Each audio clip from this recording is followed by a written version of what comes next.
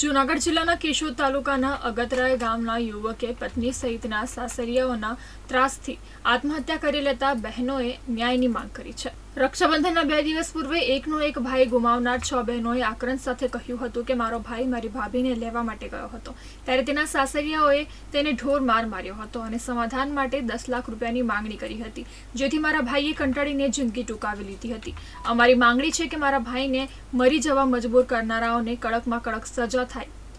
2 દિવસ બાદ રક્ષાબંધનનું પર્વ છે, ત્યારે આક્રંદ કરતા બહેનોએ કહ્યું હતું કે અમારો એકનો એક ભાઈ ચાલ્યો ગયો, રક્ષાબંધને રાખડી કોને બાંધીશું।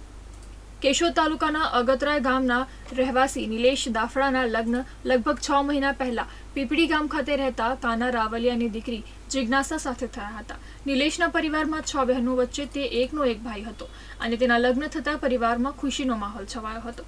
પરિવારે અને ખાસ કરીને તેની બહેનોએ ઘણા સપના જોયા હતા કે તેમનો ભાઈ લગ્ન જીવનમાં સુખી થશે અને તેમનો પરિવાર આગળ વધશે, પરંતુ આ સપનાઓ માત્ર થોડા સમય માટે જ રહ્યા। લગ્નના 1 મહિના પછી કોઈ અગમ્ય કારણોસર નિલેશ અને જિજ્ઞાસા વચ્ચે ઝઘડાઓ શરૂ થયા હતા। આ ઝઘડા એટલા વધી ગયા કે જિજ્ઞાસાએ પતિને છોડીને રીસામણે તેના પિયર પીપળી ગામ ચાલી જવાનો નિર્ણય લીધો હતો। નિલેશે તેને પાછી લાવવાના ઘણા પ્રયાસો કર્યા હતા। તે ઘણીવાર તેને મનાવવા ગયો, પરંતુ દરેક વખતે તેની નિષ્ફળતા જ હાથ લાગી હતી। નિલેશે લગ્ન જીવન બચાવવા માટે સતત પ્રયાસો ચાલુ રાખ્યા હતા। જ્યારે તેની પત્ની પરત ન આવી ત્યારે તેને તે સમજાવવા અને ઘરે પાછી લાવવા માટે પીપળી ગામે ગયો હતો। ત્યાં તેના સાસરિયા પક્ષમાંથી સસરા કાના રાવલિયા, પત્ની જિજ્ઞાસા અને અન્ય 2 વ્યક્તિઓએ, જેમાં કાજલ રાવલિયા અને તેનો પતિ નીતિન રાવલિયાનો સમાવેશ થાય છે, તેઓએ ભેગા મળીને નિલેશને ઢોર માર માર્યો હતો। આટલું જ નહીં, પરંતુ તેઓએ નિલેશને અપશબ્દો કહીને સમાધાન માટે રૂપિયા 10 લાખની માંગણી કરી હતી। આ બધી બાબતોથી આઘાતજનક પરિસ્થિતિથી નિલેશે અંતિમ ચિઠ્ઠી લખીને આપઘાત કરી લીધો હતો। સમગ્ર ઘટનામાં હાલ પોલીસ દ્વારા ફરિયાદ દર્જ કરીને તપાસ શરૂ કરવામાં આવી છે।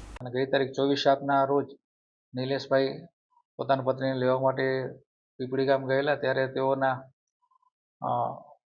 પત્ની જિજ્ઞાસાબેન, તેઓના સસરા કાનાભાઈ રાવલિયા તેમજ તેમના ભાભી કાજલબેન નીતિનભાઈ રાવલિયા કે જેઓએ તેઓને માર મારેલ અને પોતાને ધમકી આપેલી કે તારી જિંદગી ખરાબ કરી નાખીશું, એ બાબતનું તેઓને દુઃખ લાગતા ગઈ તારીખ 26/7ના રોજ પોતાના ઘરે થોડું એસિડ પી લેતા તેઓને પ્રથમ સારવારમાં રઘુવંશી હોસ્પિટલ કેશોદ ખાતે, ત્યારબાદ જૂનાગઢ આયુષ હોસ્પિટલ ખાતે રિફર કરેલા અને તેઓ ગઈ તારીખ 2/8/25ના રોજ મરણ ગયેલ, જે અંગેની ફરિયાદ તેઓની ઉત્તર ક્રિયા વગેરે પૂરી થતાં કેશોદ પોલીસ સ્ટેશને આપતા કેશોદ પોલીસ સ્ટેશને ગુનો દાખલ કરી આગળની તપાસ હાથ ધરેલી છે।